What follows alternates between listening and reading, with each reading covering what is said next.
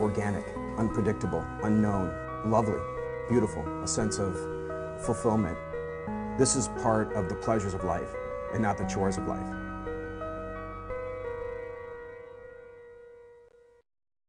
Coming up tonight on Daily Iowan TV, ISIS is showing some sympathy toward their prisoners. We have the whole story next. And one university student had a terrifying experience abroad.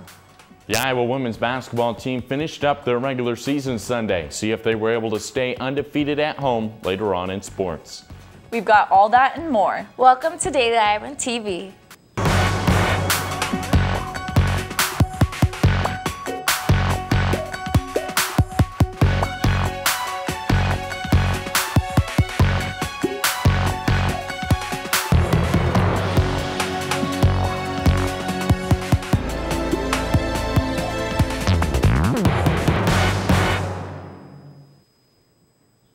Thanks for joining us. I'm Megan Horhan. And I'm Selena Carr. We have Cole Johnson in the weather studio with a quick weather preview.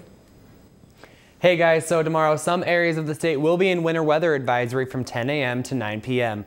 Iowa City may look out, but be on the lookout because we may be seeing a rain and snow mix. As you can see, the state is covered in a light blue, meaning we will see at least an inch of snow. I'll have more for you in the 7-day forecast coming up. We're going to start out tonight by taking a look at some international news. The terrorist group ISIS has done something very different from their usual terrorist tactics. Today they released Christian hostages that they have had in captivity for only a short time. The question many are asking is why. A Sharia judge in alliance with ISIS is the one who made that call. According to one of the family members of the hostages, the judge asked the group if they're part of any militia. After denying any ties, the judge declared them not guilty and ordered their immediate release. There has been no official ISIS comment on why the hostages were released or what the motivation behind the release was. And with terrorist groups like ISIS threatening to strike throughout the globe, should students be concerned about how safe it is to study abroad? Reporter Hannah Adamson has the story. It's the trip of a lifetime. For many students, studying abroad is the highlight of their college career. Yet with terrorist organizations like ISIS making their presence more known throughout the international community, some students may be concerned with just how safe studying abroad actually is. We tried reaching out to the Study Abroad office for an on-camera interview, but they did not comment on the issue. We do know the Study Abroad office will not send students into countries in which a travel warning has been put into effect. We also know that the Study Abroad office will send immediate notifications to students if an emergency occurs within the country where they're studying. However, even these numerous precautions cannot always stop the unexpected. Such was the fate of UI Film senior Hakeem Tata.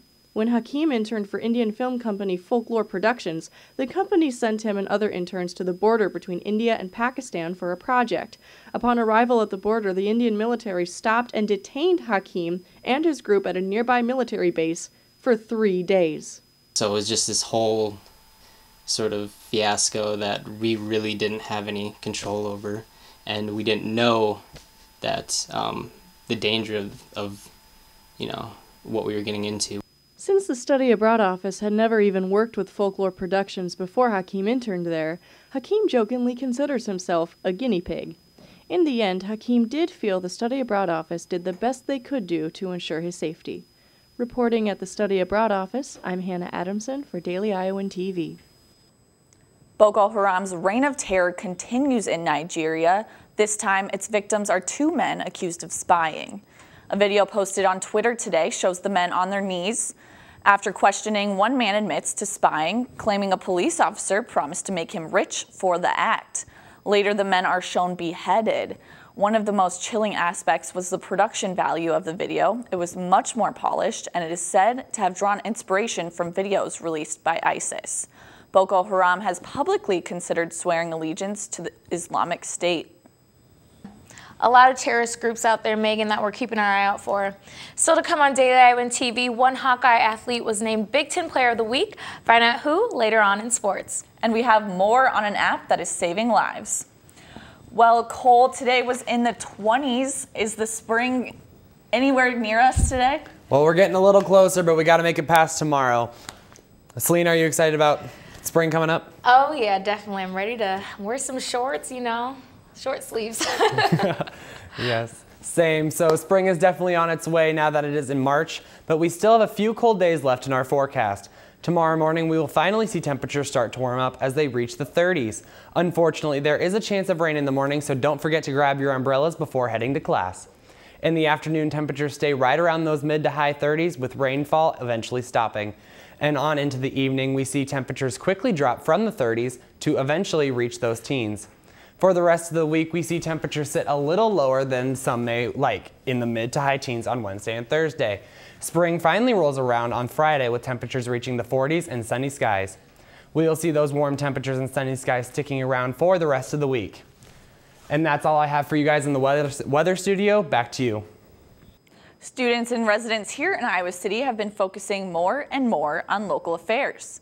The UI's Political Science Department is no exception.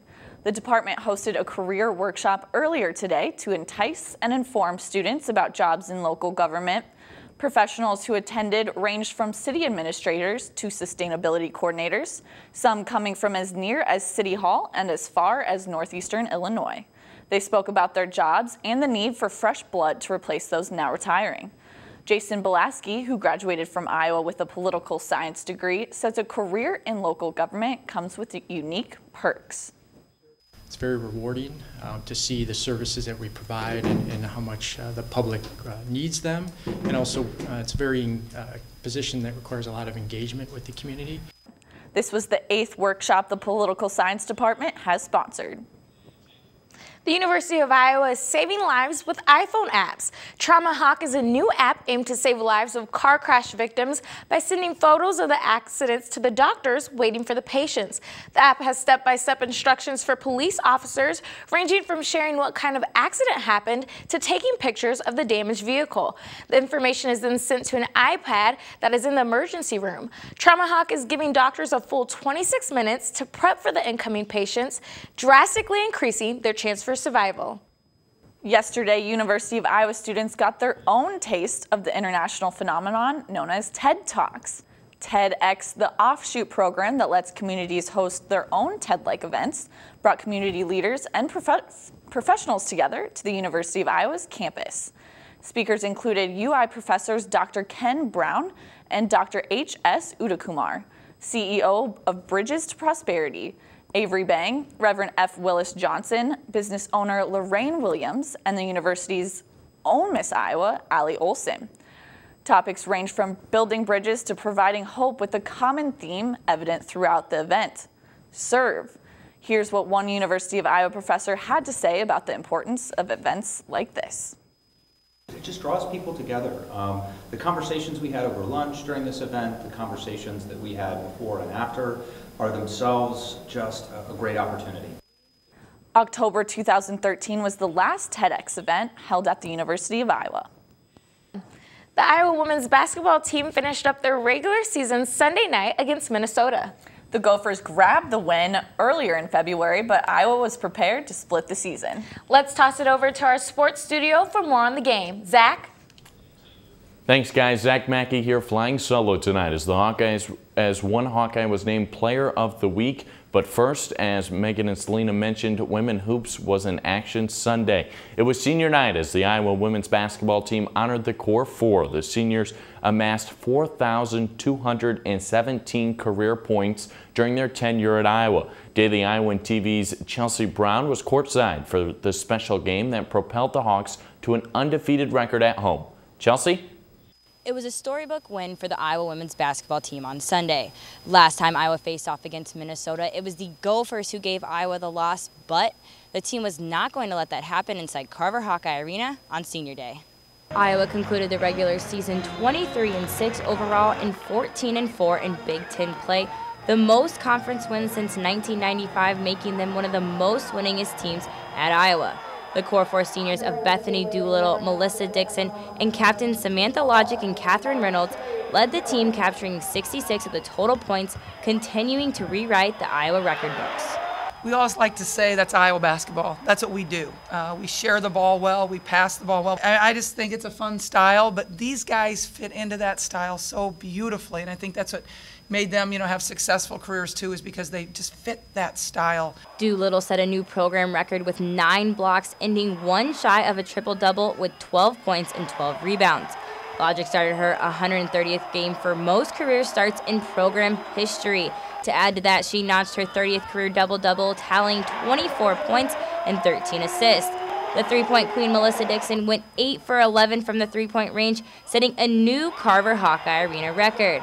But the most heart-wrenching moment came when Reynolds checked in for the Hawkeyes. Catherine hits a three, and I almost blew it for her. I'm sitting there calling a timeout to get somebody else in.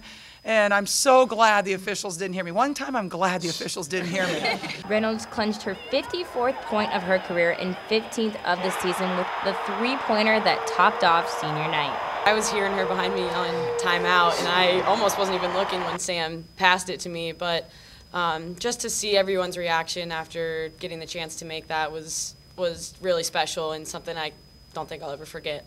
The Hawkeyes clinched a new record of 16 straight wins in Carver, remaining undefeated, and Coach Bluter thinks that this won't be the last time the Core 4 plays inside Carver, with expectations of hosting the NCAA tournament. Reporting inside Carver Hawkeye Arena, I'm Chelsea Brown for Daily Iowan TV Sports.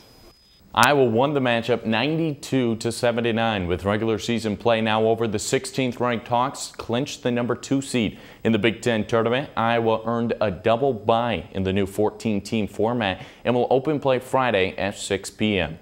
Men's hoops also received some accolades as senior Aaron White was named Big Ten Player of the Week after his performance against Illinois and Penn State.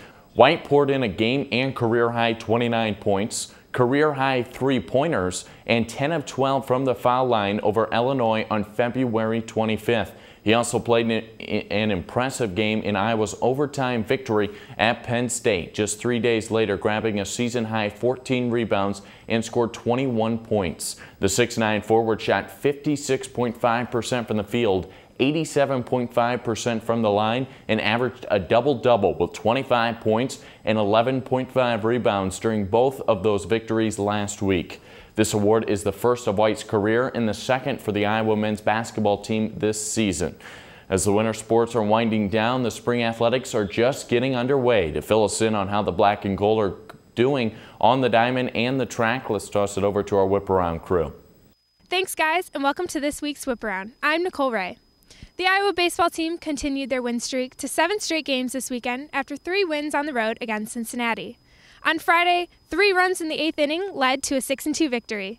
And on Saturday, junior Blake Hickman pitched 6 strong innings, leading to a 5-1 victory. The team wrapped up on Sunday, winning 5-0, shutting out Cincinnati for the weekend.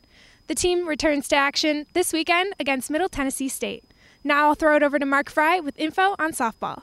Thanks, Nicole. The Iowa Hawkeyes dropped 11 games in early February and hope to finish the month strong and open March with a bang. They did just that. The Hawkeyes won 2-0 this past weekend over Florida A&M. Starkenberg pitched a 1-hit shutout against Florida A&M. The Hawkeyes will return to action this week as they play 5 games in 3 days in Fresno, California. I'll now send it over to Alyssa Klosterman, who has an update on Iowa track. Thanks, Mark. The men and women's track and field team left their mark this past weekend at the Big Ten Indoor Championships. Hawkeye senior Babatunde Omosu was crowned triple jump champion for the 2nd consecutive year. The London, England native's jumped ranks him 2nd in school history and 8th in the nation. Up next for the Hawkeyes, the NCAA Indoor Championships, held on March 13th and 14th in Fayetteville, Arkansas. That's all we got for the Whip. Back to you guys. Thanks, guys. Well, that's all the time we have tonight. Ladies, back to you at the desk.